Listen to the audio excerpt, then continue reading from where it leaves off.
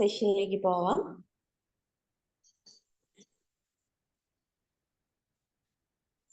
ഇന്ന് മൺഡേ അല്ലെ, എല്ലാവർക്കും അറിയാം. ഒരു വീക്ക് സ്റ്റാർട്ട് ചെയ്യുന്നതന്നെ നമ്മുടെ ഓസ്റ്റിൻ സാറുടെ സെഷനോട് കൂടെയാണ്. സോ ഇന്നത്തെ സെഷൻ വരുന്നത് റെസിലിയന്റ് എന്ന ഒരു ടോപ്പിക് ആയിട്ടാണ് സാർ വന്നിട്ടുള്ളത്.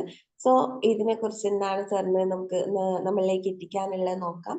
അപ്പം ഇന്നത്തെ ഈ ഒരു സെഷൻ സ്റ്റാർട്ട് ചെയ്യുന്നതിന് വേണ്ടിയിട്ട് ഞാൻ ഓസ്റ്റിൻ സാറെ ഇൻവൈറ്റ് ചെയ്യാണ്. Austin sir, please welcome. Thank you so much Mufeeda, thanks a lot. എല്ലാവർക്കും നല്ലൊരു വീക്ക് ആശംസിക്കുകയാണ്. ലൈക്ക് നമ്മുടെ കുറച്ചും കൂടി എനർജറ്റിക് ആയിട്ടുള്ള ഒരു വീക്കാണ് ആശംസിക്കുന്നത്. അപ്പം ഇന്ന് കുറച്ച് എനിക്ക് കുറച്ച് പേരുണ്ടായിരുന്നു, ഇപ്പൊ വീണ്ടും പോയി. 32 വരെ വന്നായിരുന്നു, പിന്നെ ആരൊക്കെ ഒടുങ്ങി പോയെന്ന് തോന്നുന്നു. ഇനി എല്ലാവർക്കും നല്ലൊരു ദിവസം. നമുക്ക് എന്തായാലും ക്ലാസ്സിലേക്ക് കടക്കാം. അപ്പോ ഈ റെസിലിയൻ എന്ന് പറഞ്ഞ എന്താണ്, എല്ലാവർക്കും വല്ല ഐഡിയ കിട്ടിയാവോ? നിങ്ങൾ എപ്പോഴെങ്കിലും ജീവിതത്തിൽ റെസിലിയന്റ് ആയിട്ടുണ്ടോ? ആർക്കും ഒരു ഐഡിയ ഇല്ല. എല്ലാവരും ഉറക്കത്തിൽ തന്നെയാണ് സ്ഥിരം. ഒരു ജസ്റ്റ് ഹായ് ഒക്കെ ഇടുന്നേ, ഒരു ഇന്ററാക്റ്റീവ് സെഷൻ ആയിട്ട് പോവാം. ഇല്ലെങ്കിൽ ഇല്ല എന്ന് പറയാലോ. നിങ്ങൾക്ക് അറിയില്ലെങ്കിൽ, റെസിലിയൻസ് അറിയില്ലെങ്കിൽ ജസ്റ്റ് നോ എന്ന് പറയാലോ. ഏത് സാഹചര്യത്തിനോടും അതിനനുസരിച്ച് പെരുമാറുക എന്നുള്ളതാണോ? Very good, very good. അല്ല സാറിന്റെ അഭിപ്രായമാണ്. ഓക്കെ, ഇതിന് പെരുമാറാം. നോ പറഞ്ഞു. Okay, Jasmine hi. വേറെ ആരെങ്കിലും? No. Okay, very good, very good, very good. കുറെ നോ വരുന്നുണ്ട്. ദാറ്റ്സ് ഗ്രേറ്റ്, അടിപൊളി. Noufal Mukkam hi. Jasmine no. Okay, thank you so much, thanks a lot. ഞാൻ എൻ്റെ ലൈഫിൽ ഒരു സ്റ്റോറി ഞാൻ പറയാം. It's a real story. ഞാൻ ഗൾഫിലായിരുന്നു, കുറെ പേർക്കൊക്കെ അറിയാലോ. അങ്ങനെ എൻ്റെ ഗൾഫ് പ്രവാസ ജീവിതം, ഞാൻ വർക്ക് ചെയ്തിരുന്ന കമ്പനിയിൽ കുറച്ച് ഇവിടെ പഴയ ആളുകൾക്കൊക്കെ എൻ്റെ സ്റ്റോറി അറിയാം. ഞാൻ വർക്ക് ചെയ്യുന്നു, അയാൾ എന്നെ മാക്സിമം എൻ്റെ പൈസ കട്ട് ചെയ്യുന്നു. പൈസ ഒരു വെയർ ഹൗസ് മാറ്റാത്തതിനാണ് എൻ്റെ പൈസ കട്ട് ചെയ്തത്. തിരിച്ചു തരാമെന്ന് പറയുന്നു, അവസാനം പുള്ളി തിരിച്ചു തരുന്നില്ല. അപ്പൊ ആ സമയത്ത് ഞാൻ ഒരു ഇന്റർവ്യൂ അറ്റൻഡ് ചെയ്ത് എനിക്കൊരു ജോലി കിട്ടുന്നു. ആ ജോലി കിട്ടി ഞാൻ നാട്ടിലേക്ക് വരാൻ, മീൻസ് ജോലിയിലേക്ക് മാറാൻ വേണ്ടി ശ്രമിക്കുമ്പോൾ ഇദ്ദേഹത്തിന്റെ അടുത്ത് ചെല്ലുന്നു. അപ്പൊ ഇദ്ദേഹം എന്നോട് അന്നാണ് അദ്ദേഹത്തിന്റെ ഓഫീസിൽ എനിക്ക് ഇരിക്കാനുള്ള ഒരു അവസരമൊക്കെ തരുന്നത്. ഓഫീസിൽ ഇരിക്കുന്നു, സംസാരിക്കുന്നു. പക്ഷെ അവസാനം പുള്ളിക്ക് മനസ്സിലായി എനിക്ക് ജോലി കിട്ടാന്ന്. ഞാൻ ജോലി കിട്ടാന്നല്ല പറഞ്ഞത്, ഞാൻ നാട്ടിലേക്ക് പോകാന്ന് പറഞ്ഞു.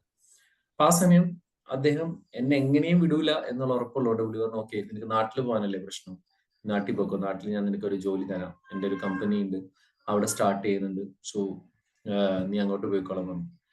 അങ്ങനെ എനിക്ക് ഒരു രക്ഷയില്ലാതെ, കാര്യം പുള്ളിക്കാരെ വിസ ക്യാൻസൽ ചെയ്ത് തരില്ല, എനിക്ക് മറ്റേ കമ്പനിക്ക് ജോയിൻ ചെയ്യണമെങ്കിൽ ഇയാൾ വിസ ക്യാൻസൽ ചെയ്ത് തരണം. പിന്നെ എൻ്റെ വൈഫ് രണ്ടാമത്തെ ഗർഭിണിയായിരുന്നു. അപ്പം ഞാൻ അവിടെ ജോലിക്ക് കയറിയാലും പെട്ടെന്ന് എനിക്ക് വരാനും പറ്റൂല. പിന്നെ ഇയാൾ എത്ര ദിവസം എന്നെ ഇങ്ങനെ ചിറ്റിക്കുമെന്ന് അറിയില്ല, കാരണം അത്രയും ഒരു മോശമായിട്ടുള്ള ഒരാളായിരുന്നു. അങ്ങനെ പുള്ളിയുടെ ഓഫർ അക്സെപ്റ്റ് ചെയ്ത് ഞാൻ നാട്ടിലേക്ക് വരാൻ വേണ്ടി തയ്യാറെടുക്കുകയാണ്. അപ്പൊ എനിക്കൊരു വലിയൊരു സെൻഡ് ഓഫ് ഒക്കെ തന്നു. ഞാൻ അവിടെ പെർഫോം ചെയ്തതിന് എനിക്ക് അവാർഡൊക്കെ തന്നു. അങ്ങനെ ഞാൻ എന്നെ കമ്പനിയിലേക്ക് കൊണ്ടുവിടാണ്.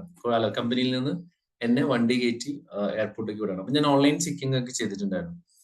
അപ്പൊ ഞാൻ ഓഫീസിൽ നിന്ന് ഇറങ്ങാൻ വേണ്ടി നിൽക്കുന്ന സമയത്ത് എനിക്കൊരു കോള് വരാണ്. എൻ്റെ ഒരു കസിന്റെ ഫ്രണ്ടാണ്. പുള്ളി മിക്കവാറും എൻ്റെ റൂമിലൊക്കെ വരാറുണ്ട്.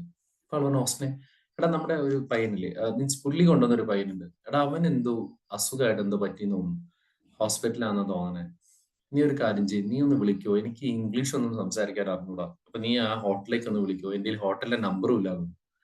അങ്ങനെ ഞാൻ ബാഗൊക്കെ എടുത്ത് ഞാൻ പോകാൻ നിൽക്കുകയാണ്. അപ്പൊ ആ സമയത്ത് എൻ്റെ ലാപ്ടോപ്പ് എല്ലാം ക്ലോസ് ചെയ്തു. അപ്പൊ ഞാൻ വേഗം വേറൊരു HR-ന്റെ ലാപ്ടോപ്പ് തുറന്നിട്ടുണ്ട്. സാർ ഒരു ജസ്റ്റ് എ മിനിറ്റ്, ഞാൻ പുള്ളിയുടെ ലാപ്ടോപ്പിൽ സെർച്ച് ചെയ്ത് ഒരു മറ്റേ ഈ ഹോട്ടലിലെ നമ്പർ എടുത്തു. ഈ നമ്പർ എടുത്തിട്ട് ഞാൻ ഈ ഹോട്ടലിലേക്ക് വിളിക്കുകയാണ്. സർ, ഇങ്ങനെ ഇന്നൊരാളുടെ കാര്യം ഉണ്ടായിരുന്നു, എന്താണ് സാർ എന്ന് ചോദിച്ചു. അപ്പൊ ഇവരാരും മിണ്ടുന്നില്ല. ഓക്കെ, ഒന്ന് ഹോൾഡ് ചെയ്യൂ, ഞങ്ങൾ ട്രാൻസ്ഫർ ചെയ്യാം.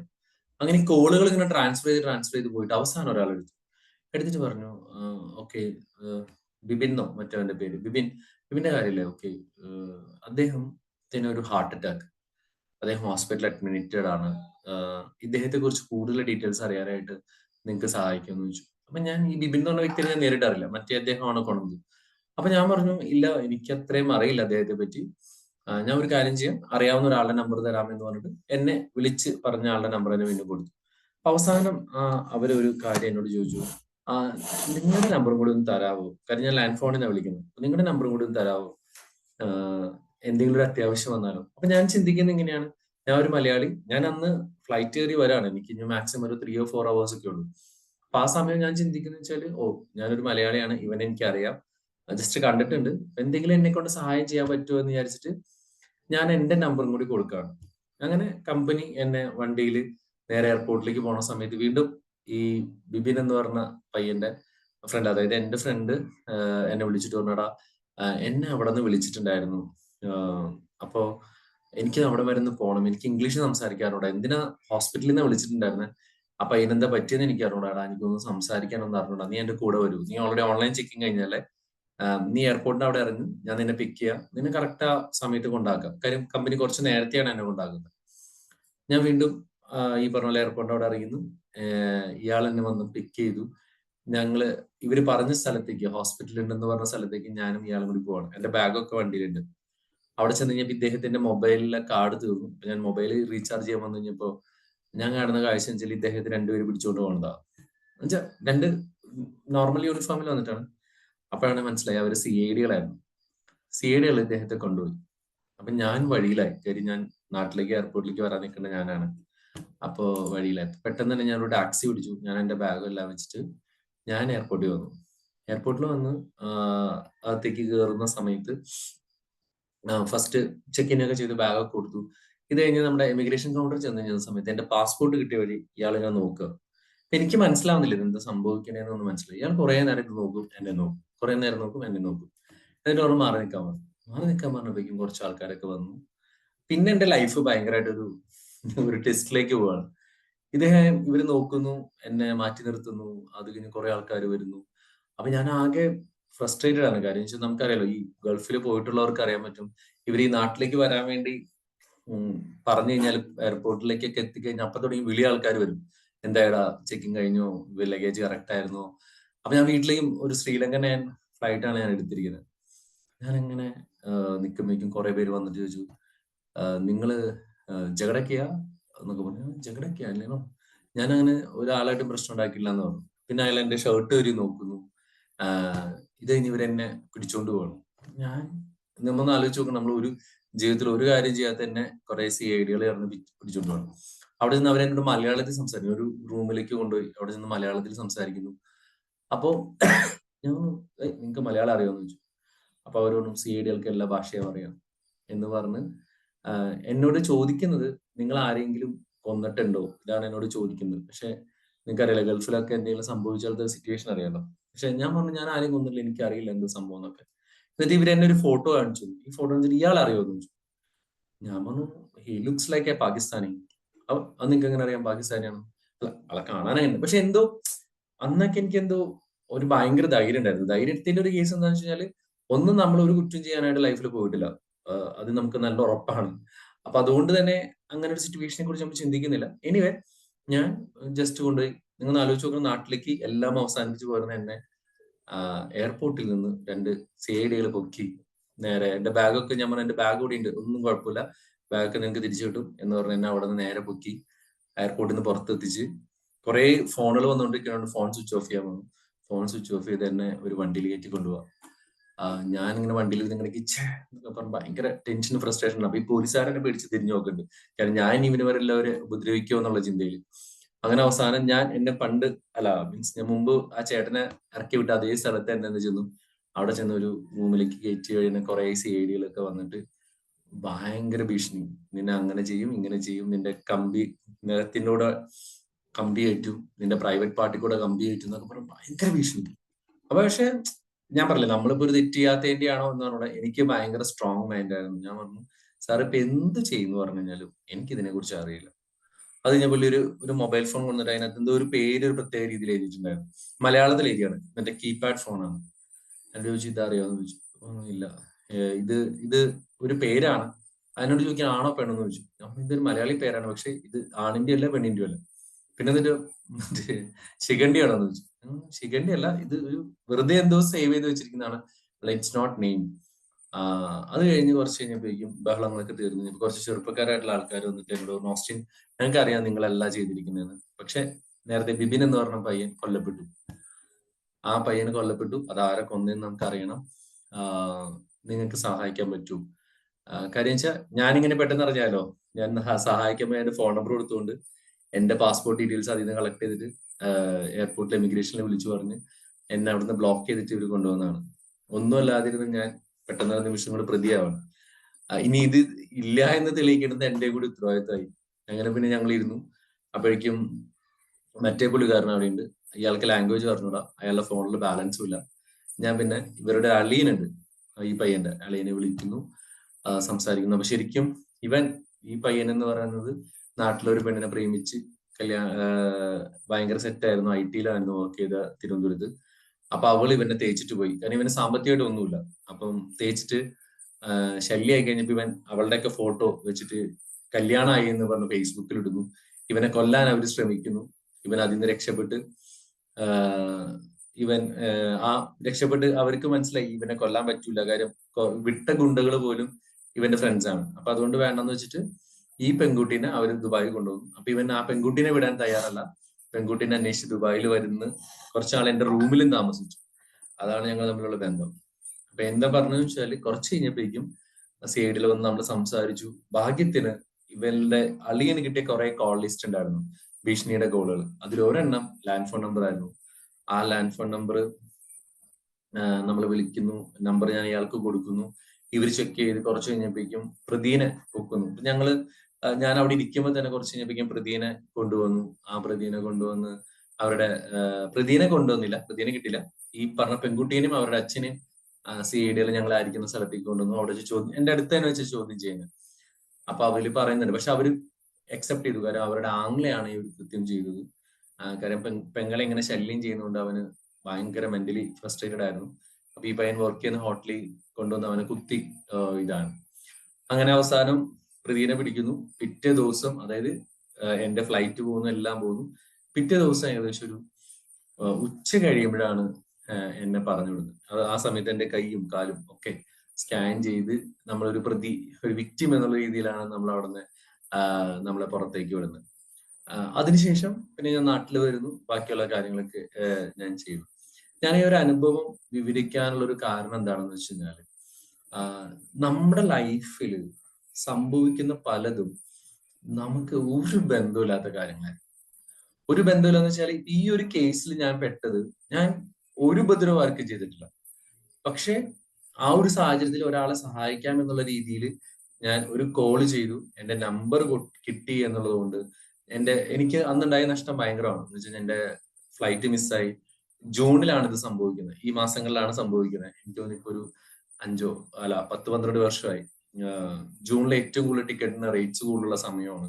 ഞാൻ ചെന്നപ്പോ ശ്രീലങ്കൻ എയർലൈൻസ് ചെന്നപ്പോ അവരെനിക്ക് ടിക്കറ്റ് തന്നില്ല. പിന്നെ എന്റെ ആകെ മുഴുവൻ സമ്പാദ്യവും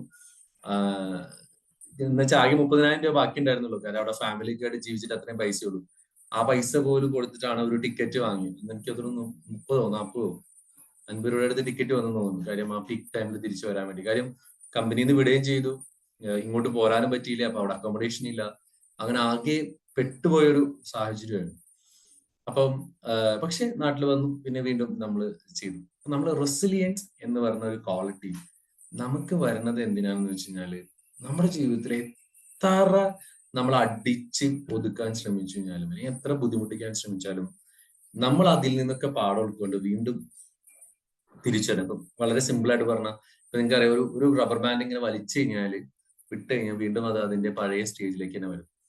അപ്പോ നമുക്ക് ഇപ്പോഴത്തെ ഒരു സാഹചര്യത്തിൽ ഏറ്റവും വേണ്ട ഒരു ക്വാളിറ്റി എന്താണെന്ന് വെച്ച് കഴിഞ്ഞാല്, നമ്മൾ എത്ര ആളുകളെ നശിപ്പിക്കാൻ ശ്രമിച്ചാലും, എത്ര ബുദ്ധിമുട്ടിക്കാൻ ശ്രമിച്ചാലും, തിരിച്ച് നമ്മുടെ ട്രാക്കിലേക്ക് വരിക എന്നുള്ളതാണ് നമ്മുടെ ലൈഫിൽ നമുക്ക് ചെയ്യാവുന്ന ഏറ്റവും വലിയ കാര്യം. അതായത് അത് നമുക്ക് ചെയ്യണമെങ്കിൽ അതൊരു കപ്പാസിറ്റിയാണ് ബിൽഡ് ചെയ്യുന്നത്. ഞാനിവിടെ ഈ പ്ലാറ്റ്ഫോമിൽ തന്നെ സംസാരിക്കുമ്പോൾ പലരും പേഴ്സണലി എന്നോട് സംസാരിക്കാറുണ്ട്.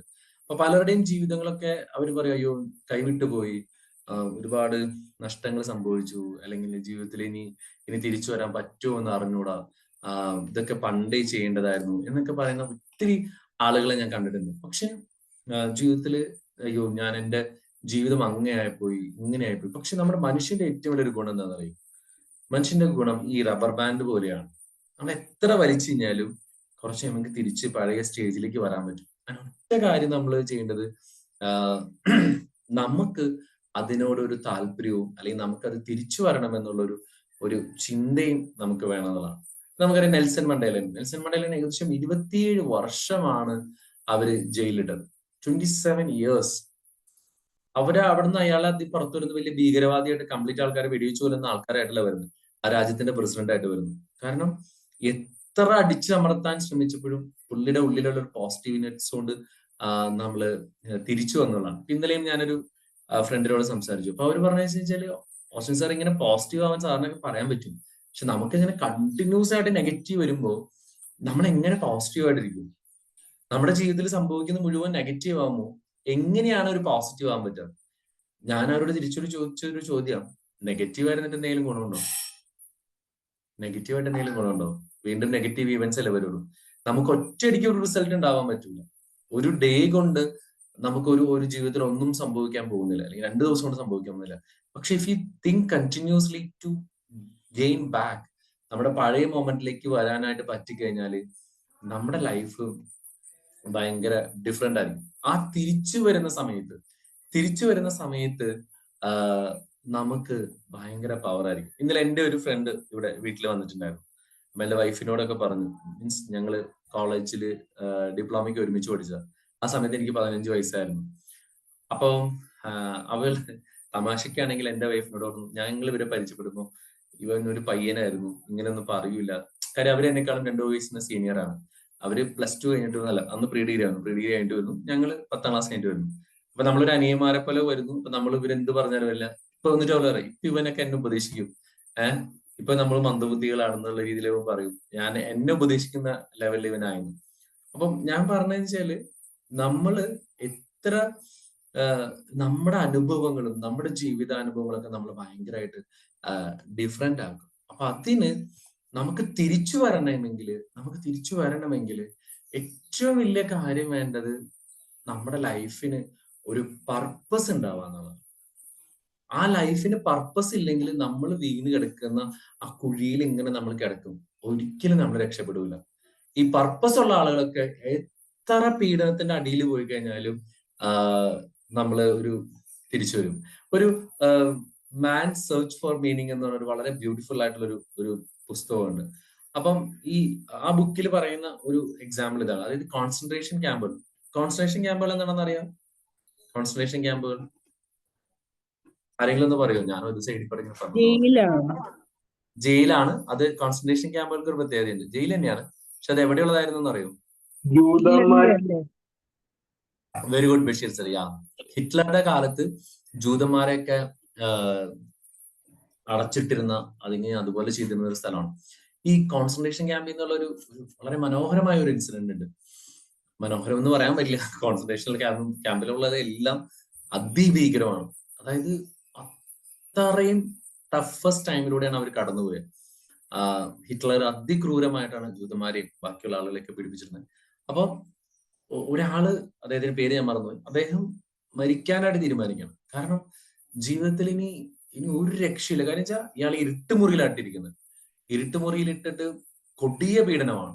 വീടിന് പുറത്ത് മക്കളും ഭാര്യയും ഒക്കെ ഉണ്ട്, പക്ഷെ ഇദ്ദേഹത്തെ കൊണ്ട് അതിക്രൂരമായ പീഡനത്തിലൂടെ പോകുമ്പോൾ ഇയാള് ഒരു ദിവസം തീരുമാനിക്കുകയാണ്, ഇനി ഇങ്ങനെ ജീവിക്കാൻ വയ്യ, എനിക്ക് മരിക്കണം. ജീവിതത്തിൽ ഇനി ഒരു നിവൃത്തിയില്ല. കാര്യം ഈ കോൺസെൻട്രേഷൻ ക്യാമ്പിനെ കുറിച്ചൊക്കെ വായിക്കുന്നവർക്ക് അറിയാൻ പറ്റും എത്ര വലിയ പീഡനമാണ് അവിടെ നടന്നുകൊണ്ടിരുന്നത്.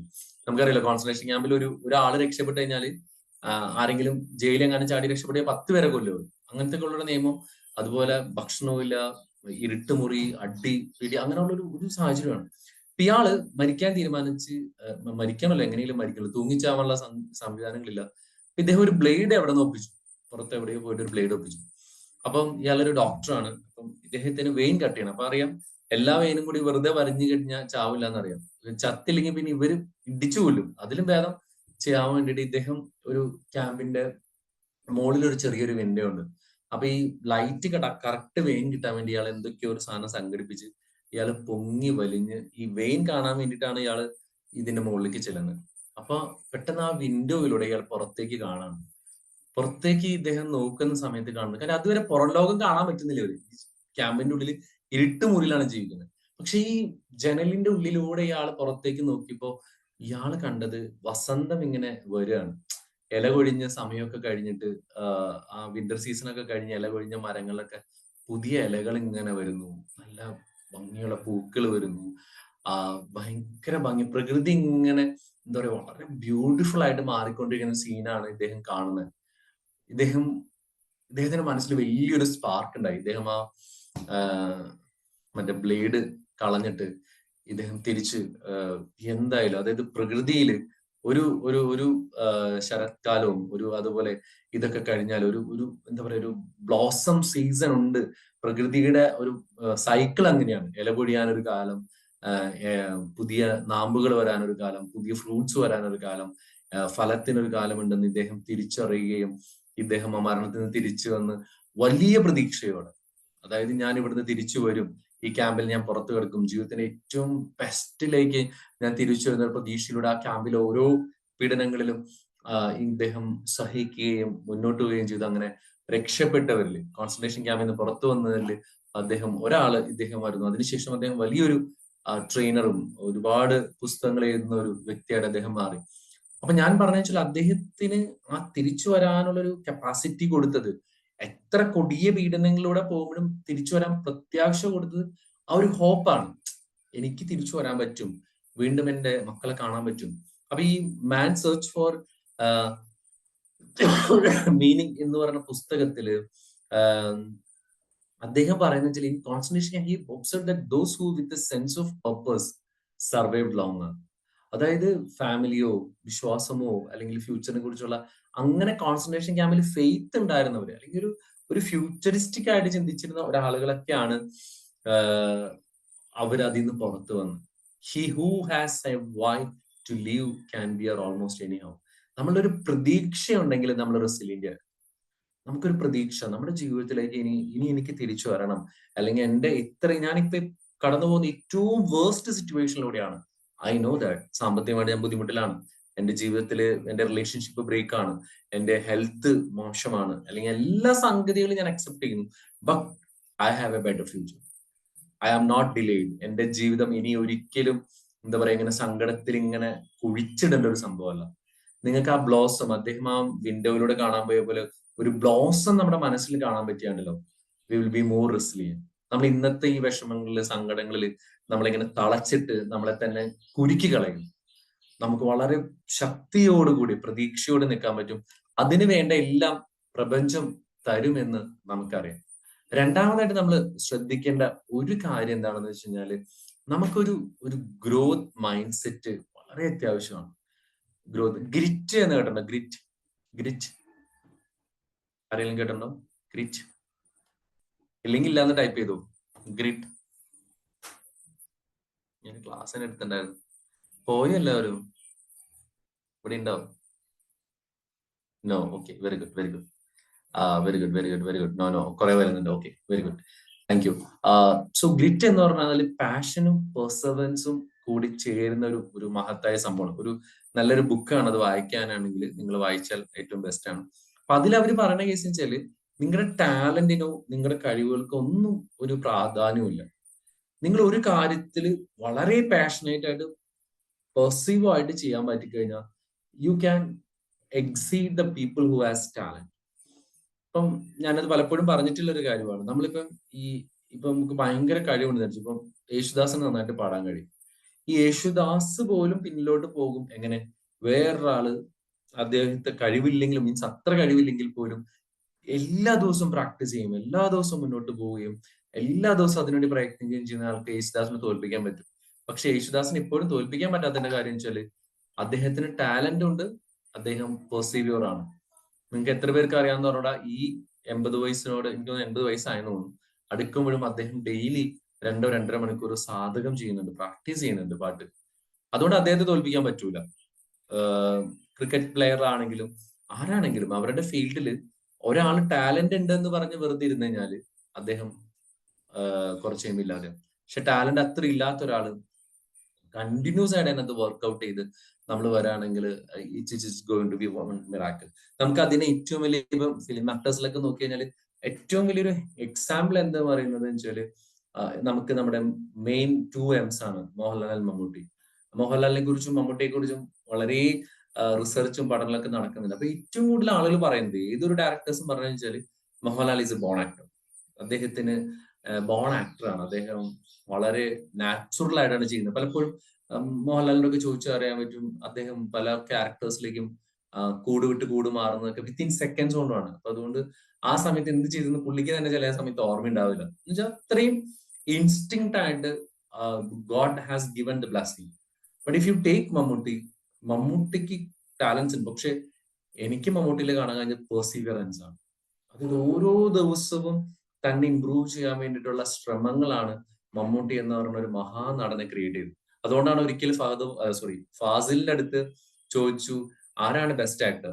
അപ്പോ ഫാസിൽ പറഞ്ഞു വെച്ചാല് മമ്മൂട്ടിയെ ബെസ്റ്റ് ആക്ടർ എന്ന് പറഞ്ഞു. അതിന്റെ റീസൺ ഇതാണ്, കണ്ടിന്യൂസ് ആയിട്ട് പരിശ്രമിച്ച് മോഹൻലാൽ ആക്ടർ അല്ലാത്തതുകൊണ്ടല്ല, Mohanlal is giving the best delivery. പക്ഷെ മമ്മൂട്ടിയെ പോലെ ഹാർഡ് വർക്ക് ചെയ്യും, മമ്മൂട്ടിയെ പോലെ ഫുഡ് ശ്രദ്ധിക്കുകയും, മമ്മൂട്ടിയെ പോലെ ഹെൽത്ത് നോക്കുകയും, അതുപോലെ തന്നെ അദ്ദേഹത്തിന്റെ ഫിഗർ നോക്കുകയും, വ്യത്യസ്തങ്ങളായ കഥാപാത്രങ്ങൾക്ക് വേണ്ടിയിട്ട് ഒരു ഇമേജ് നോക്കാതെ കഷ്ടപ്പെട്ട് ഓടി നടക്കുന്ന ഒരാള്, he will be on the top.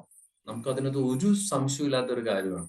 അപ്പൊ ഇതിനകത്ത് ഇവർക്കിപ്പം നമുക്കറിയാം, പണ്ട് കുറെ ആൾക്കാരുണ്ട്, ശങ്കർ, നമുക്കറിയാം മോഹൻലാലൊക്കെ വരുന്ന സമയത്ത് ശങ്കർ ഈസ് നായകനാണ്, മോഹൻലാൽ വില്ലനാണ്. ഇന്നിപ്പോ ശങ്കർ എവിടെയാന്ന് ആർക്കും പറഞ്ഞൂടാ. അപ്പം ടാലന്റ് ഉണ്ടായിരുന്നു, ഓപ്പർച്യൂണിറ്റി ലഭിച്ചു. പക്ഷെ ശങ്കർ അതിനകത്ത് എത്രത്തോളം പെർസീവിയർ ചെയ്തു എന്നുള്ളത് വലിയ ഡൗട്ടാണ്. അതുകൊണ്ടാണ് ഫീൽഡ് ഔട്ട് ആയത്. ഇപ്പൊ നസീറിന്റെ മകൻ എന്ന് പറഞ്ഞു വന്ന അദ്ദേഹത്തെ 1-2 പടങ്ങളിൽ അദ്ദേഹം ഒതുങ്ങേണ്ടി വന്നു. കാരണം അത്രയും ബിൽഡപ്പോടുകൂടി വന്ന ഒരാളാണ്, കാണാൻ ഗ്ലാമറും എല്ലാം ഉണ്ട്. പക്ഷെ ഇന്ന് ഫിലിം ഇൻഡസ്ട്രിയിൽ പിടിച്ചു നിൽക്കുന്ന ആൾക്കാരൊക്കെ ഈ പെർസീവിയറൻസ് ഉള്ള ആൾക്കാരാണ്. അപ്പൊ നമ്മള് നമ്മുടെ ഏതൊരു പ്രശ്നങ്ങളിലൂടെ കടന്നു പോകുമ്പോഴും ഈ ആ ഒരു എന്താ പറയുക, കണ്ടിന്യൂസ് ആയിട്ട് നമ്മളെ തന്നെ ഇമ്പ്രൂവ് ചെയ്യാനും നമ്മളെ തന്നെ റെഡിയാക്കാനും നമുക്ക് ചെയ്യാൻ പറ്റി കഴിഞ്ഞാലാണ് നമുക്ക് ഒരു വലിയ സ്റ്റെപ്പിലൂടെ നമുക്ക് അത് മുന്നോട്ട് പോകാൻ പറ്റുള്ളൂ. അപ്പൊ അതിന് ഏറ്റവും വേണ്ടത് ഒരു ഗ്രോത്ത് മൈൻഡ് സെറ്റ് ആണ്. എല്ലാ ദിവസവും ഞാൻ എന്നെ തന്നെ ഇമ്പ്രൂവ് ചെയ്യും. നമ്മൾ കോമ്പറ്റ് ചെയ്യുന്നത് ഒരിക്കലും മറ്റുള്ള ആളുകളുമായിട്ടല്ല. പലപ്പോഴും നമ്മൾ മറ്റുള്ളവരോട് കോമ്പറ്റ് ചെയ്യുമ്പോഴാണ് നമുക്ക് സങ്കടം വരുന്നു. നിങ്ങൾ ശ്രദ്ധിച്ചില്ലേ, മറ്റുള്ളവരോട് കോമ്പറ്റ് ചെയ്യുമ്പോൾ നമുക്ക് എപ്പോഴും സങ്കടമായിരിക്കും. ഇപ്പം ഒരു ക്ലാസ് എടുക്കുന്നു, ഓക്കെ, എന്നാ പിന്നെ ഇനി നമുക്ക് എന്താ പറയാ വിജയൻ സാറിന്റെ പോലെ അത്രയും ക്ലയൻസിനെ വേണം. അല്ലെങ്കിൽ നമ്മളൊരു ബിസിനസ് ചെയ്യുന്നു, എനിക്ക് യൂസഫ് അലിയുടെ അത്രയും കാശ് വേണം. നമ്മൾ യൂസഫ് അലിയോട് കോമ്പറ്റ് ചെയ്യുമ്പോഴാണ് നമുക്ക് സങ്കടം വരുന്നത്. If you R competing with your self, ഞാൻ ഇന്നലത്തെ എന്റെ ബിസിനസ്സിൽ നിന്ന് ഇന്ന് എത്ര രൂപ ഞാൻ മുന്നോട്ട് പോയി, അല്ലെങ്കിൽ ഇന്നലത്തെ എന്റെ അവസ്ഥയിൽ നിന്നും എനിക്ക് എത്ര പെർസെന്റേജ് എനിക്ക് മുന്നോട്ട് പോകാൻ പറ്റി, ഇങ്ങനെ ഒരു ചിന്ത നമ്മുടെ ഉള്ളിലുണ്ടെങ്കിൽ നമ്മൾ ഗ്രോ ചെയ്യും. മറ്റുള്ളവരോട് മത്സരിക്കാൻ നിൽക്കുമ്പോൾ നമ്മൾ ഭയങ്കരമായിട്ട് ഡൗൺ ആവാൻ തുടങ്ങും. എന്നിൽ എന്ത് ഇമ്പ്രൂവ് ചെയ്യാൻ പറ്റും, ഇന്നലത്തെക്കാളും എനിക്ക് എങ്ങനെ മെച്ചപ്പെടുത്താൻ പറ്റും എന്നുള്ളൊരു ചിന്തയാണ് എല്ലാവരെയും പോസിറ്റീവ്ലി കയറും. പ്രത്യേകിച്ച് ഞങ്ങളുടെ ട്രെയിനേഴ്സിന്റെ ഇടയിലുള്ള ഏറ്റവും വലിയൊരു സങ്കടം തന്നെയാണ്. നമ്മള് ട്രെയിനിങ് എടുക്കുന്നു, നമുക്ക് ചിലപ്പോൾ കുറച്ച് ട്രെയിനിങ് കിട്ടുന്നുണ്ടാവും. അപ്പൊ നമ്മൾ നോക്കുന്ന സമയത്ത് വേറെ ഒരുത്തിന് സ്റ്റാറ്റസ് ഒക്കെ കാണും, ഫേസ്ബുക്കിലും യൂട്യൂബിലും, അവൻ ആ ട്രെയിനിങ് ചെയ്തു, ഈ ട്രെയിനിങ് ചെയ്തു, എനിക്കൊന്നും കിട്ടുന്നില്ലല്ലോ ദൈവമേ, ഞാൻ എന്താ മോശമാണോ എന്നുള്ളൊരു ചിന്തയിലേക്കൊക്കെ പോകും. മറിച്ച് ഞാൻ എന്നോടാണ് മത്സരിക്കുന്നെങ്കിൽ, ഞാൻ ഇന്നലെ എടുത്ത ട്രെയിനിങ്ങിനേക്കാളും ഏറ്റവും ബെസ്റ്റ് എനിക്ക് എന്ത് കൊടുക്കാൻ പറ്റും നോക്കുന്നുണ്ടെങ്കിൽ തീർച്ചയായിട്ടും സക്സസ് എന്നെ തേടി വരുന്നു എന്നുള്ള ഒരു കാര്യം വളരെ ഉറപ്പാണ്. ഞാനിത് കുറച്ചധികം പോയിന്റ്സ് പറയാനുള്ളതാണ് എനിക്ക് ഇന്ററാക്ഷൻ അവസരം തരാഞ്ഞത്. Hope you are enjoying. Okay അല്ലേ? മനസ്സിലാവുന്നുണ്ടോ ഇല്ലയോ?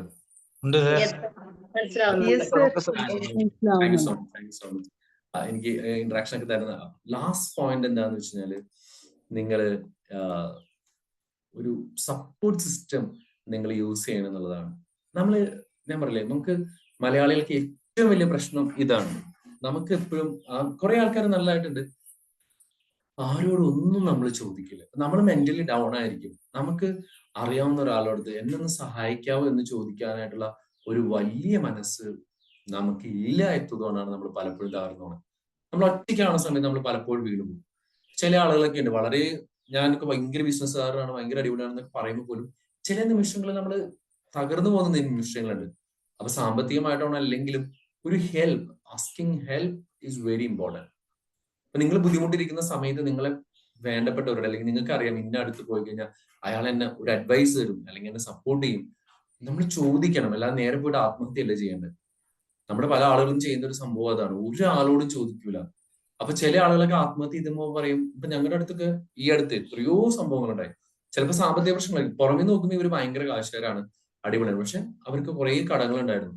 അപ്പൊ ഇവർക്ക് ആരോടും ചോദിക്കാനോ ഈ പ്രശ്നത്തിൽ നിന്ന് പുറത്തു വരാനോ ഇവർ തയ്യാറല്ല. ഇവരെന്ത് ചെയ്യും? ഇതെന്നെ ഇങ്ങനെ ആലോചിച്ച് കുത്തിരുന്നിട്ട് ഒരു ദിവസം പോയിട്ട് അങ്ങ് തൂങ്ങിച്ചാവും. അപ്പം this is not the way. Like ഒരു മനുഷ്യനെ സൃഷ്ടിച്ചേക്കുന്നത് അങ്ങനെയല്ല. നിങ്ങൾ എത്ര എന്താ പറയാ, നിങ്ങൾ തോൽക്കുന്നത് എപ്പോഴാ?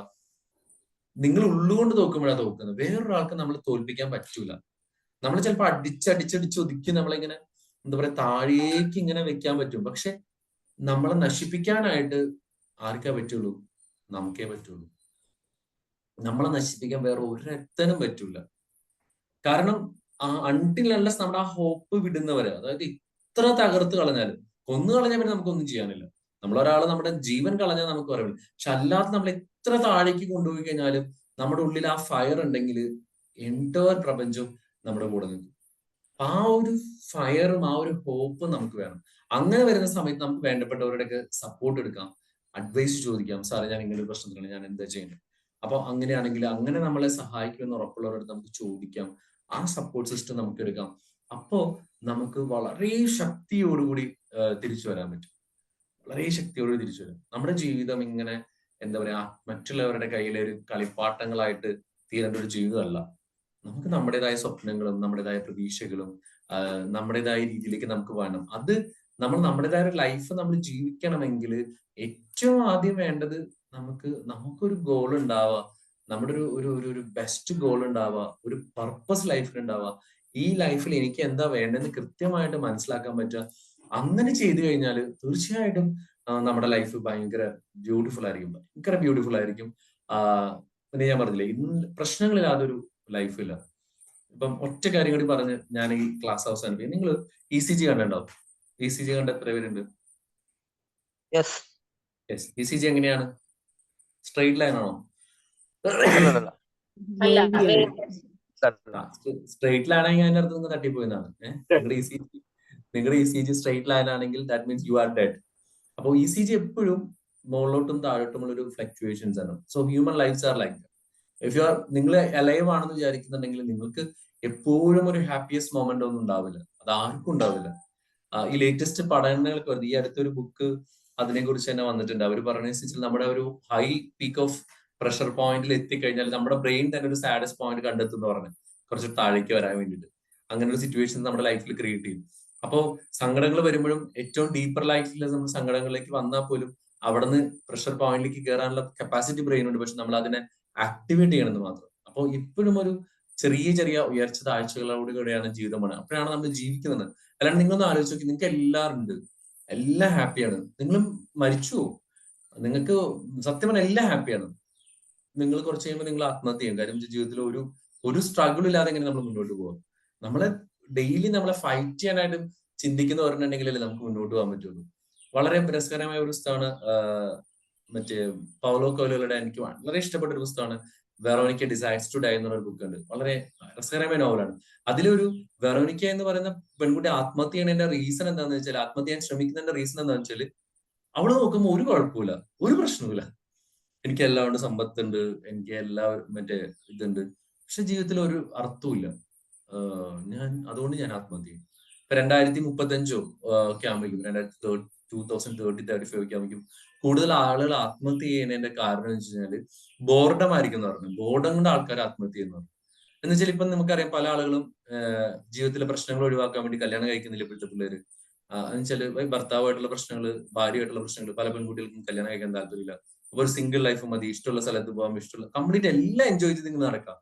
പക്ഷെ കുറച്ച് കഴിയുമ്പോൾ ഈ എൻജോയ്മെന്റ് തീരും. അപ്പൊ അവരെന്ത് വിചാരിക്കും, പക്ഷെ ജീവിതത്തിൽ എന്താണ്, ഒറ്റയ്ക്ക് താമസിക്കുന്നു, വേറെ റിലേഷൻഷിപ്പ് ഉണ്ടെങ്കിൽ അതിന്റെ പ്രശ്നങ്ങളുണ്ടല്ലോ, അപ്പൊ അത് ഒഴിവാക്കുന്നു. അങ്ങനെ എല്ലാം ഒഴിവാക്കി അവസാനം കുറച്ച് കഴിയുമ്പോൾ തോന്നും, പക്ഷെ എന്ത് ലൈഫാണിത്, ഭയങ്കരമായിട്ട് ബോറടിക്കും. അപ്പൊ ആ ബോർഡം ഉള്ളത് കൊണ്ട് കുറെ പേര് ആത്മഹത്യ ചെയ്യും. ഇപ്പോഴും ആത്മഹത്യ ചെയ്യുന്നുണ്ട് കുറെ പേര്. IT ഫീൽഡിലൊക്കെ ഉള്ളവർ കുറെ പൈസ ഉണ്ടാവും, പക്ഷെ എന്താ ലൈഫിന് ഒരു പർപ്പസ് ഇല്ല, ഒന്നും ചെയ്യാനില്ല. സോ നമ്മുടെ ജീവിതത്തിലെ പ്രശ്നങ്ങളൊക്കെ take it as A great opportunity. നിങ്ങൾക്ക് ഒരു പ്രോബ്ലം ഉണ്ടെങ്കിൽ it's an opportunity.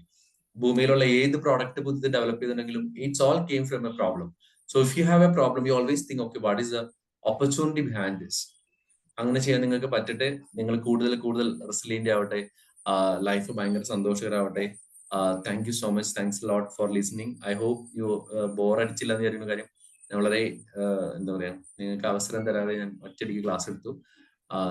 So thank you so much. Thanks a lot. Over to you, Mufida.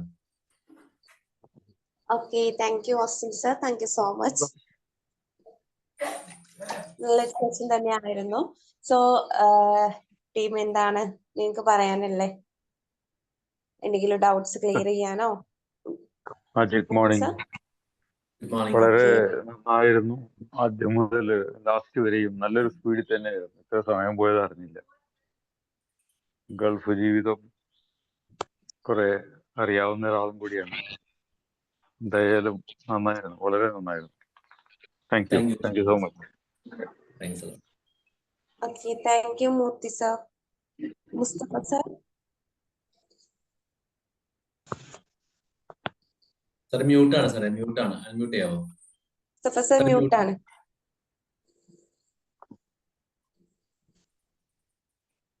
Mic mute ആണ് Mustafa sir.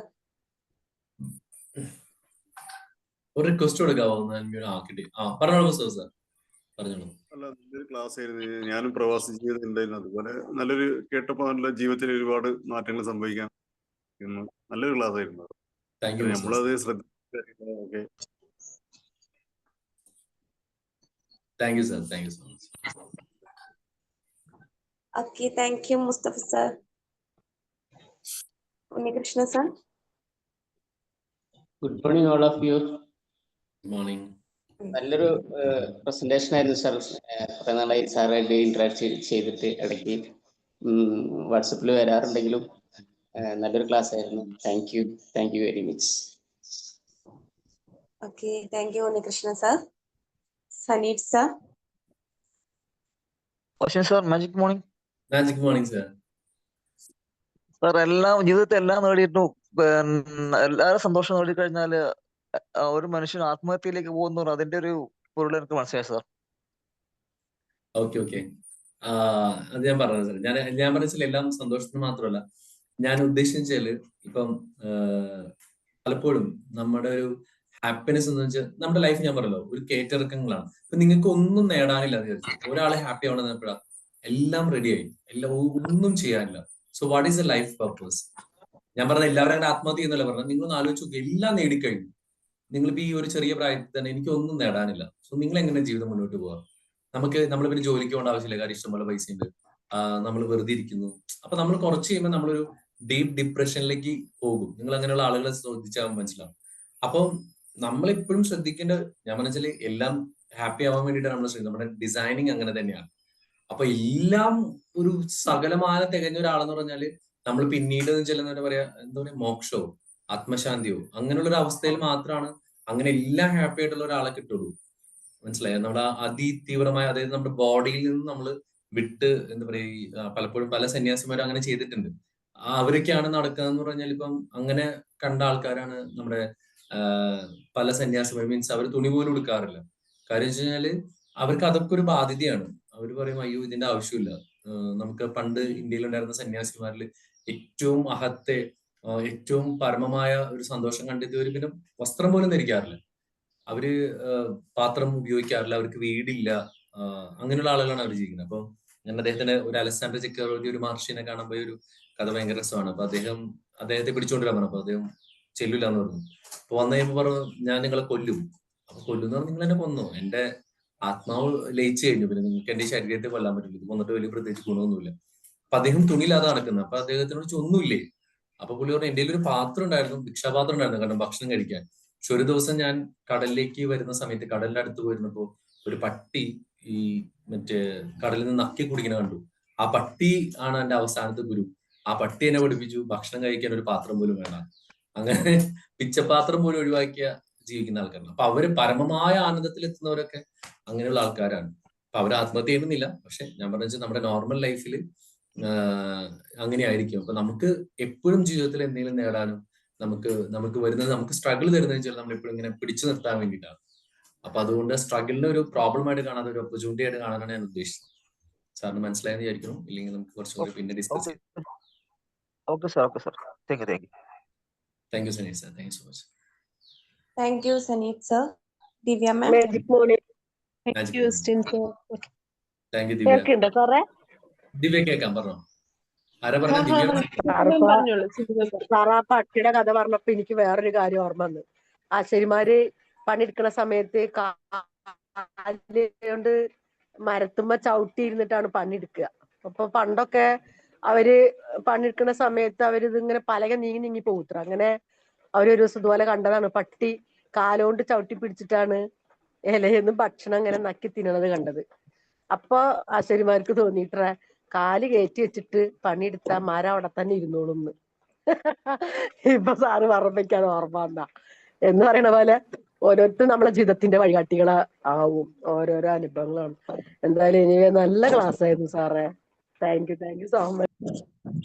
Thank you Divya ma'am. Thank U Sindhu ma'am. Divya ma'am. Thank you sir, നല്ലൊരു class ആയിരുന്നു. സത്യം പറഞ്ഞു കഴിഞ്ഞാല് നമ്മൾക്ക് എത്രമാത്രം growth mind set വേണമെന്ന് പറഞ്ഞാലും ചില സമയത്ത് നമ്മളുടെ മൈൻഡിൽ അല്ലെങ്കിൽ നമ്മളുടെ ജീവിതത്തിൽ എന്തെങ്കിലും ഒരു മൈനസ് പോയിന്റ് വരുമ്പോൾ നമ്മള് എന്താ പറയുക, റബ്ബർ ബാൻഡ് വലിച്ചു വിട്ട പോലെ വീണ്ടും ആ ഒരു സ്ഥലത്തെത്തും. അത് സ്വാഭാവികമാണ്, എല്ലാവരുടെ ജീവിതത്തിലും ഉണ്ടാവും. അപ്പോ നമ്മളുടെ മനസ്സിൽ അതൊരു ചിന്ത വേണം, എനിക്ക് ഗ്രോത്ത് മൈൻഡ് സെറ്റ് വേണം എന്നുള്ള ഒരു ചിന്ത, അതായത് ഒരു പർപ്പസ് വേണം. അതാണ് സാറ് പറഞ്ഞതിൽ നിന്ന് എനിക്ക് മനസ്സിലായത്. ആ പർപ്പസ് ഇല്ലാതാവുമ്പോഴാണ് നമ്മൾ ആ ഒരു നെഗറ്റീവ് എനർജിയിൽ നിന്ന് പ്ലസിലേക്ക് വരാൻ പറ്റാത്തത്. നമ്മൾ അവിടെ കിടന്ന് വട്ടം കറങ്ങുന്നതിനുള്ള പ്രധാന കാരണം അതാണ്. ആ പർപ്പസിന് കൂടുതൽ ഇമ്പോർട്ടൻസ് കൊടുക്കുക. ഓട്ടോമാറ്റിക്കലി നെഗറ്റീവ് ഒന്നുമല്ല എന്ന് തോന്നും.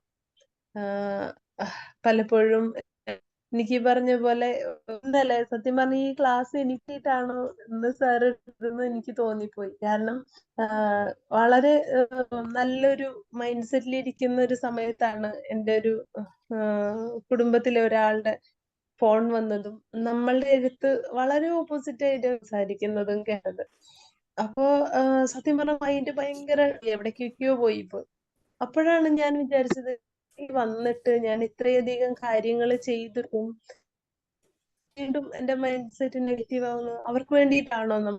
അത് നമുക്ക് മാറ്റി നിർത്താം. കാരണം കുറച്ച് സമയത്തേക്കുള്ള ഒരു കുറച്ച് കാലയളവിലേക്കുള്ള ഒരു ഇത് മാത്രമാണ് ആ വിഷമം എന്ന് നമ്മൾക്ക് തോന്നിപ്പോയ ഒരു നിമിഷങ്ങളായിരുന്നു അത്. Thank you sir, thank you so much. സത്യം പറഞ്ഞു കഴിഞ്ഞാൽ സത്യം പറഞ്ഞാൽ കണ്ണു നിറഞ്ഞു പോയി. Thank you Divya. Thank you Divya ma'am. Thank you so much. ഇനി ആരെങ്കിലും ഉണ്ടോ? Naufal sir. Magic morning all. Sir വളരെ നല്ല ക്ലാസ് ആയിരുന്നു. ജീവിതാനുഭവം പങ്കുവച്ചു. സാർ പറഞ്ഞതിൽ എനിക്ക് ഏറ്റവും ഇഷ്ടപ്പെട്ട പോയിന്റ് ലാസ്റ്റ് പറഞ്ഞ പോയിന്റാണ്. നമുക്ക് പ്രോബ്ലങ്ങൾ ഇങ്ങനെ വരുമ്പോൾ നമ്മളതിനെ ഷാർപ്പൺ ചെയ്യുക എന്നുള്ളത്. അതെന്താ വെച്ചാൽ സത്യം പറഞ്ഞാൽ നമുക്കറിയാം, ഒരു തുരുമ്പ് പിടിച്ച വാള് അല്ലെങ്കിൽ കത്തി നമുക്കറിയാലോ, നമ്മളവിടെ തുമ്പ, ഇതൊക്കെ നല്ല മൂർച്ച നേരം ഉപയോഗമാക്കി എടുക്കണമെങ്കിൽ നമ്മളെ കൊല്ലന്ന പോലെ ആലയിൽ കൊണ്ടുപോയിട്ട് അതിനെ അടിച്ച് പരത്തി എത്രത്തോളം അതിനെ അടിച്ച് ഇതാക്കിയിട്ടാണ് നല്ല ഷാർപ്പാക്കിയിട്ട് അതിൽ ഉപയോഗിക്കാൻ പറ്റിയ ഒരു ആയുധമാക്കുക. അതേപോലെ തന്നെ നമുക്ക് മുന്നോട്ടുള്ള ജീവിതത്തിൽ ഓരോ കാര്യങ്ങൾ പഠിക്കാൻ വേണ്ടിയിട്ട് ടാസ്ക് തരികയാണ്. ശരിക്കും പ്രോബ്ലം അല്ല അത്, ശരിക്കും അത് ടാസ്ക്കാണ്. ഒരു എക്സ്പീരിയൻസ് ആവാനും അതിനെ പഠിക്കാനും നമുക്ക് മുന്നോട്ടുള്ള ജീവിതത്തിൽ കൂടുതൽ കരുത്തേകാൻ വേണ്ടിയിട്ട് നമുക്ക് ഓരോരോ ഫീൽഡിലേക്ക് എത്തിപ്പെടാൻ വേണ്ടിയിട്ടാണ്, ഓരോ കാര്യങ്ങൾ പഠിക്കാൻ വേണ്ടിയിട്ടാണ് നമുക്ക് ഓരോ സിറ്റുവേഷനും തരുന്നത്. അതിനെ നമ്മൾ പ്രോബ്ലമായിട്ട് കാണാതെ ഒരു ചലഞ്ചായിട്ട് കണ്ടിട്ട് അതിനൊക്കെ തരണം ചെയ്ത് മുന്നോട്ട് പോവുക എന്നുള്ളതാണ്. ആ പോയിന്റാണ് എനിക്ക് ഏറ്റവും ഇഷ്ടപ്പെട്ടത്. Thank you sir. Thank you so much sir. Thanks. നിർത്തിയാലോ? Thank you Noufal sir. Mani സാറും കൂടെ പറഞ്ഞോട്ടെ. മണി സാർ അഡ്മിറ്റ് ചെയ്തിട്ടുണ്ടായിരുന്നു. മണി സാർ പറഞ്ഞോളൂ. മാജിക് മോർണിംഗ് സാർ നല്ലൊരു ക്ലാസ് തന്നെ, അഭിപ്രായം പറയാതിരിക്കാൻ പറ്റൂല. നമ്മള് സാറിന്റെ നല്ല ഉദാഹരണങ്ങൾ, സ്വന്തം ജീവിതാനുഭവം, നല്ല എക്സാമ്പിൾസ് ആയിട്ടുള്ള കോൺസെൻട്രേഷൻ ക്യാമ്പായാലും ശരി, നമ്മള് പല ഇതിൽ ഉള്ള എക്സാമ്പിൾ കൂടെ നല്ലൊരു കാര്യമാണ് നമ്മൾ ഇന്ന് അവതരിപ്പിച്ചത്. നമ്മൾ ജീവിതത്തിൽ പല കാര്യങ്ങളും അതായത് സുഖവും ദുഃഖമൊക്കെ ഉണ്ടാവും. അപ്പൊ അതിലൊക്കെ ശക്തിയായിട്ട് നമ്മൾ തിരിച്ചു വരണമെങ്കിൽ, അതായത് എന്തെങ്കിലും അപകടത്തിൽ അല്ലെങ്കിൽ എന്തെങ്കിലും പ്രശ്നം ഉണ്ടെങ്കിൽ തിരിച്ചു വരണമെങ്കിൽ നമുക്കൊരു ഒരു പ്രതീക്ഷ വേണം, ഒരു പാഷൻ, ഒരു ഗ്രോത്ത് മൈൻഡ് സെറ്റ് ഉണ്ടെങ്കിൽ നമുക്ക് തിരിച്ചു വരാൻ പറ്റുള്ളൂ. നമുക്കല്ലാണ്ട് വേറെ ഒരാളെ നമ്മളെ തോൽപ്പിക്കാനാവില്ല എന്നുള്ളതും സാറ് ഈ ക്ലാസ്സിൽ വളരെ വ്യക്തമായിട്ട് പറഞ്ഞു തന്നിട്ട് നല്ലൊരു ക്ലാസ് ആയിരുന്നു സാർ. ഇഷ്ടപ്പെട്ടു. Thank you very much. Thank you sir, thank you so much. Thanks sir. Okay, thank you Mani sir, thank you so much. Sir നമുക്ക് ഇനി വൈൻഡപ്പ് ചെയ്യാം, ടൈം ഒരുപാടായിട്ടുണ്ട്. അപ്പം എല്ലാവരും ഇതുപോലെ പെട്ടെന്ന് ഫീഡ്ബാക്ക് പറയാൻ മുന്നോട്ട് വരുമ്പം ഒരുപാട് സന്തോഷം തോന്നുന്നുണ്ട്. സോ ഇനിയുള്ള ദിവസങ്ങളിൽ ഇതുപോലെ തന്നെ ആവണം. അപ്പം നമുക്ക് വൈൻഡപ്പിലേക്ക് പോവാം. സോ ഇന്നത്തെ സെഷനിൽ ഓസ്റ്റിൻ സാറിനും അതുപോലെ ഇതിൽ പങ്കെടുത്ത എല്ലാ ബി മാജിക് മെമ്പേഴ്സിനും thank you so much. Okay, bye all. Have a nice day. Thank you. Thank you. Thank you, sir. Thank you all. Thank you. Thank you very much. Thank you.